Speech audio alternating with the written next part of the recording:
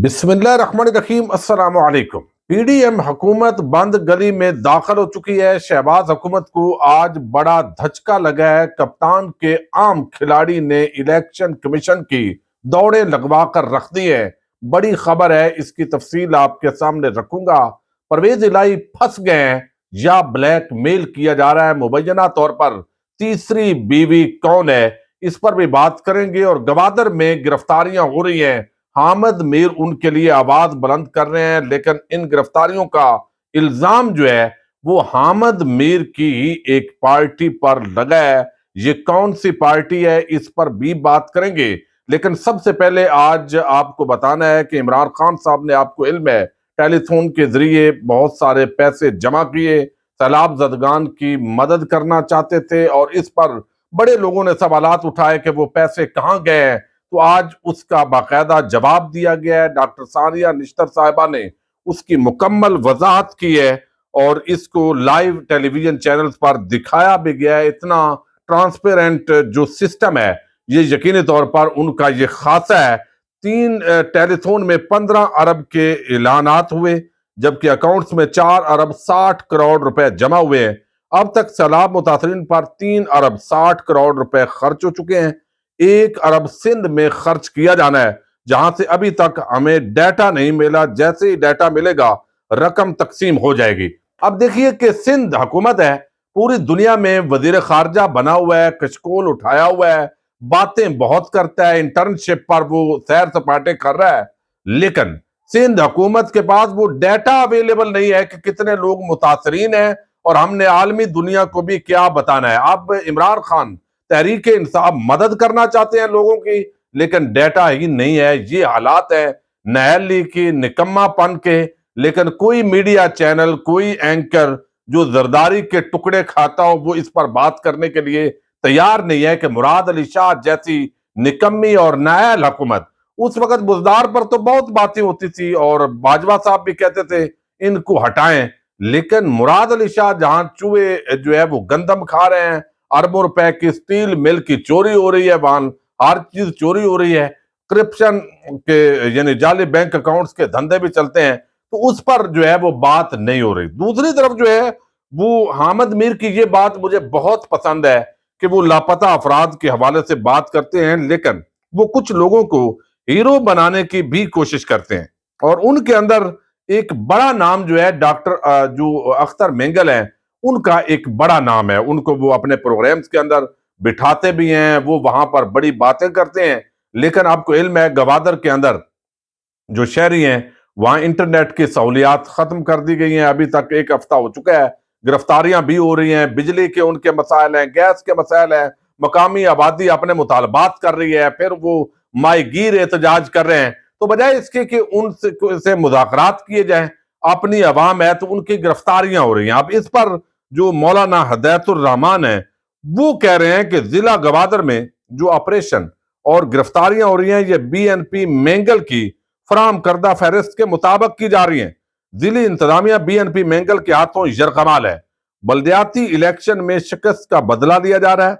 जिला गवादर के थानों में गिरफ्तार अवाम को जाली मेयरों के इशारे पर तंग किया जा रहा है। तो अब ये अख्तर मेंगल की बीएनपी मेंगल पर लिस्टें फराम करने का इल्जाम है, और गवादर के अंदर जो गिरफ्तारियां हो रही हैं, ज़ाहिर है हामिद मीर उनके बड़े हमदर्द हैं, वो पार्टी के कोई रुकन तो नहीं है, लेकिन उनको बहरहाल इस हवाले से जो डिटेल मौकफ है वो जरूर देना चाहिए। दूसरी तरफ जो चौधरी परवेज इलाही है, वो ज़ाहिर है इस वक्त असम्बलियां तहलील करेंगे नहीं करेंगे, वो तो अभी उनका कहना यही है कि वो करेंगे। लेकिन दूसरी तरफ जो है उनकी एक मुबैना जो बेगम है, ज़ाहिर है इस वक्त तक तो कंफर्म उन्होंने नहीं किया, और उनके खिलाफ एफआईए ने नोटिस लिया है। कुछ ऐसी ट्रांजैक्शंस आई हैं कि जिनकी वजह से उन पर बड़े सवालात उठाए जा रहे हैं। इनका जो नाम है ये सायरा अनवर है। इनके अकाउंट्स के अंदर करोड़ों रुपए की ट्रांजैक्शंस हुई हैं, और ये अब मुबैना उनकी जो है वो बीवी करार दी जा रही है तीसरी, और ये ट्रांजैक्शंस हुई हैं। दौरों के दौरान सायरा अनवर ने कीमती तरीन ज्वेलरी खरीदी है। ये एफआईए ने नोटिस भेजा है, और ये बताया जा रहा है कुछ यानी کہ ان کے اکاؤنٹس کے اندر بہت سارا پیسے کی ٹرانزیکشن ہوئی ہے اور ان کے جو بیرون ملک سفر ہیں ان پر بھی کچھ اس نوٹس کے اندر سوالات اٹھائے گئے ہیں۔ تو اب اس کو بعض لوگوں کا کہنا ہے کہ چودھری پرویز الہی جو ہے ان پر یہ پریشر کے طور پر جو ہے وہ ساری چیزیں استعمال کی جا رہی ہیں۔ بہرحال اس کا جواب انہوں نے دینا ہے۔ چودھری پرویز الہی یقینی طور پر وہ جب اتنا بڑا ایک بزنس ٹائکون ہوتا ہے، شہزادے جب چارٹر طیاروں کے اندر جاتے ہیں تو یہ یقیناً پھر جواب انہیں دینا پڑے گا، اور دیکھتے ہیں کہ وہ کیا جواب دیتے ہیں۔ اب آپ دیکھیے کہ شہباز حکومت جو ہے وہ بری طرح پھنس چکی ہے ایک معاملے کے اندر، لیکن کل ایک مرتبہ پھر قومی سلامتی کمیٹی کا اجلاس ہونے جا رہا ہے، اور سول ملٹری لیڈرشپ یعنی chairman joint chief of staff committee, chief of army staff, باقی مسلح افواج جو فورسز ہیں ان کے جو چیف حضرات ہیں، جو قومی سلامتی کمیٹی کے وزراء ممبر ہیں، وزیر اعظم شہباز شریف کی صدارت کے اندر یہ کانفرنس ہونے جا رہی ہے، اور جو پہلے نشست ہوئی تھی اس کے اندر یہ طے ہوا تھا کہ یہ ہم نے ورکنگ کرنی ہے، اور اس کے بعد اگلے اجلاس کے اندر جو ہے وہ اس پر باضابطہ حکمت عملی اناؤنس کی جائے گی۔ تو کل کا یہ جو اجلاس ہے انتہائی اہمیت کا عمل ہوگا، اور اس کے بعد ایک لایا عمل آئے گا۔ لیکن ہم نے دیکھا کہ پچھلے اجلاس کے بعد جو رانا ثناء اللہ ہیں انہوں نے اور بات کی، army chief general Asim Munir نے اور بات کی، ایک طرف انتشار کی بات ہو رہی ہے، ایک طرف اتحاد کی بات ہو رہی ہے۔ جب اسی طرح مقدمات بنیں گے، آڈیو ویڈیو اور دھمکیاں اور یہ ٹولہ جو ہے اس کو مسلط کرنے کی کوششیں، سیاسی کارکنوں کی گرفتاریاں، سوشل میڈیا ایکٹیوسٹ کو پکڑنا، یہ سلسلہ جاری رہے گا تو شاید اتحاد نہیں بلکہ انتشار پیدا ہو، اور نون لیگ اور یہ حکومت شاید انتشار چاہتی ہے، اتحاد نہیں چاہتی۔ اب جو ہے یہ جو ترمیمی بل آیا یہ معاملہ بڑا پیچیدہ ہے، یعنی اس کے اندر صدر پاکستان جو ہیں انہوں نے بڑا اہم رول پلے کیا ہے، اور پوری جو گیم تھی چیف الیکشن کمشنر کی، جس کو باقاعدہ طور پر اسلام آباد ہائی کورٹ کے معزز جسٹس نے لکھا کہ جناب یہ ابھی چونکہ آئین قانون تو نہیں بنا، نہ صدر پاکستان کے دستخط ہوئے، اور آپ پہلے ہی اس کو قانون بنا کر بیٹھ گئے ہیں، تو آپ کو جو توہین عدالت کی کارروائی ہوگی نہیں ہوگی، یہ بھی ایک چیف جسٹس اسلام آباد ہائی کورٹ کا یہ 2023 کا پہلا بڑا امتحان ہوگا کہ وہ یہ تاثر زائل کریں گے کہ وہ پی ڈی ایم جو ہے اس پارٹی کے اندر ہی اسلام آباد ہائی کورٹ بھی اب ہو گئی ہے، یا وہ انصاف کے ترازو کے ساتھ پورے معاملے کو تولیں گے۔ تو ایسے لگتا ہے کہ الیکشن تو چند دنوں کے اندر ہونے جا رہا ہے، اور اب الیکشن کمیشن آف پاکستان کے اندر تھرتھلی مچ گئی ہے، باقاعدہ تیاریاں شروع ہو گئی ہیں۔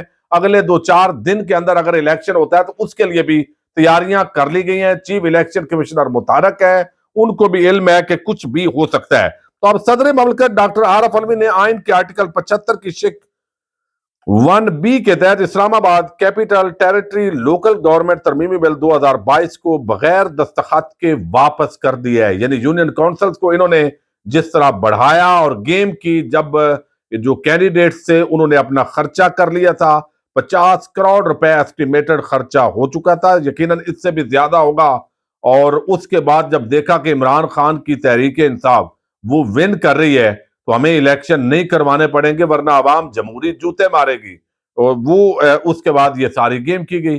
اب وہ بہانہ یہ تھا کہ ہم نے یہ ایک قانون نیا کر لیا، تو اس کو صدر پاکستان نے دستخط نہیں کیے، بل کو یہ کہہ کر واپس کر دیا گیا ہے کہ اس سے بلدیاتی انتخابات میں مزید تاخیر ہوگی۔ وفاقی حکومت کے عجلت میں اٹھائے گئے اقدامات کے نتیجے میں انتخابی عمل میں 2 بار تاخیر ہوئی، جو کہ جمہوریت کے لیے مثبت نہیں۔ مزید کہا گیا کہ وفاقی حکومت کے مندرجہ ذیل غلط اقدامات کی وجہ سے اسلام آباد کیپٹل ٹیریٹری ICT میں انتخابات نہیں ہو سکے۔ نمبر 1، 50 یونین کونسلوں کی حد بندی مکمل ہونے کے بعد الیکشن کمیشن آف پاکستان نے 31 جولائی 2022 کو اسلام آباد میں مقامی حکومتوں کے انتخابات کا فیصلہ کیا۔ پولنگ کی تاریخ کے اعلان کے باوجود وفاقی حکومت نے یونین کونسلوں کی تعداد 50 سے بڑھا کر 101 کر دی، جس کے نتیجے میں انتخابات التوا کا شکار ہوئے۔ 101 یونین کونسلوں کی حد بندی کے بعد الیکشن کمیشن آف پاکستان نے 31 دسمبر 2022 کو دوبارہ انتخابات کرانے کا فیصلہ کیا۔ موجودہ بل کا سیکشن 2 ICT میں 125 یونین کونسلوں کا ذکر کرتا ہے، اس لیے 31 دسمبر 2022 کو ہونے والے انتخابات دوبارہ ملتوی کر دیے گئے۔ موجودہ بل کے سیکشن 3 کے مطابق انتخابات کے شیڈول کے اعلان کے بعد मेयर और डिप्टी मेयर के इंतखाबात का तरीका तब्दील कर दिया गया है। तो इस पूरे मामले को सदर पाकिस्तान ने वजूहात तहरीर की हैं और उन्होंने कहा है कि ये बिल मैं मुस्तरद करता हूं। उनके पास इख्तियार है, अगर दोबारा पार्लियामेंट वो बिल भेजती है तो फिर यकीनी तौर पर 14 दिनों के बाद वो इफेक्टिव हो जाएगा। लेकिन एक मरतबा जो इलेक्शन कमीशन जिस बुनियाद पर ये सारा मामला कह रहा था, तो इंतखाबात अब जो है वो इस्लामाबाद हाई कोर्ट अगर कल को कोई फैसला चीफ जस्टिस साहब कोई ऐसा बेंच बनाए जो रिवर्स कर दे, वो एक अलहदा मामला है। वरना जो है वो ऐसे लगता है कि इंतखाबात जो है इस्लामाबाद के बल्दियाती इंतखाबात वो जल्द करवाने पड़ेंगे। इलेक्शन कमीशन ऑफ पाकिस्तान मुतहरक है और अब ऐसे लगता है कि 3-4 दिन के नोटिस पर वो इलेक्शन करवाने के लिए तैयार है और ये शहबाज हुकूमत के लिए एक बहुत बड़ा धचका होगा। अगर ये इलेक्शन फ्री एंड फेयर होता है तो फिर इससे उनको पता चलेगा कि वो कितने मकबूल हैं और कितनी देर तक आखिर ये कौमी इंतखाबात की तरफ भी रास्ता हमवार होगा, कितनी अरसा इसको रोकते हैं। जब भी रोकेंगे फायदा नहीं होगा, चूंकि अवाम की नफरत दिन ब दिन इस हुकूमत से बढ़ती जा रही है। अब एस्टेब्लिशमेंट ने देखना है कि उन्होंने शहबाज हुकूमत की खातिर इदारे का जो वकार और इज्जत है उसको दांव पर लगाना है या उन्होंने अपने आप को सेपरेट करना है ताकि सियासी मैदान के अंदर सियासी लड़ाई जारी रहे। इजाजत दीजिएगा, अल्लाह हाफिज।